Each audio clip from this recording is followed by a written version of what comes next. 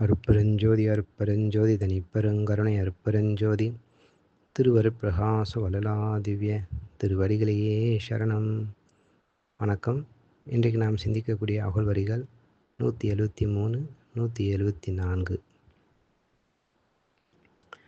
அகல்வரி: சிகரமும் வகரமும் சேர்தனி உகரமும் அகரமும் ஆகிய அருட்பெருஞ்சோதி.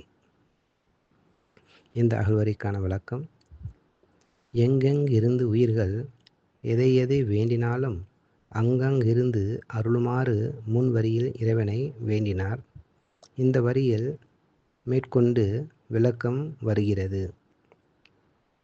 சி என்பது எங்கும் நிறைந்தது, அனாதியாய் மலமில்லாதது.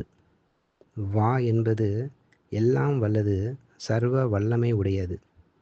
உ என்பது பரம்பொருள். ஆ என்பது ஜீவன். எங்கும் நிறைந்ததாயும் அனாதியாய் மலமில்லாததாயும் எல்லாம் வல்லதாயும் சர்வ வல்லமை உடையதாயும் ஒப்பற்ற பரம்பொருளாயும் ஜீவனாயும் ஆகி விளங்குகின்ற அருட்பெருஞ்சோதி ஆண்டவரே.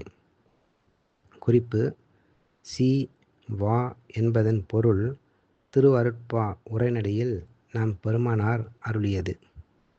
உ என்பது பரம்பொருள், ஆ என்பது ஜீவன் என்பதற்கு ஆதாரம் திருமந்திரம். அகாரம் உயிரே, உகாரம் பரமே, மகாரம் மலமாய் வருமுப்பதத்தில் சிகாரம் சிவமாய் வகாரம் வடிவமாய் அகாரம் உயிரென்று அறையலும் மாமே. நன்றி.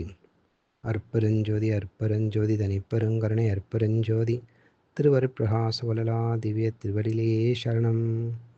ராமலிங்கா அபயம் ராமலிங்கா அபயம் ராமலிங்கா அபயம் அபயம்.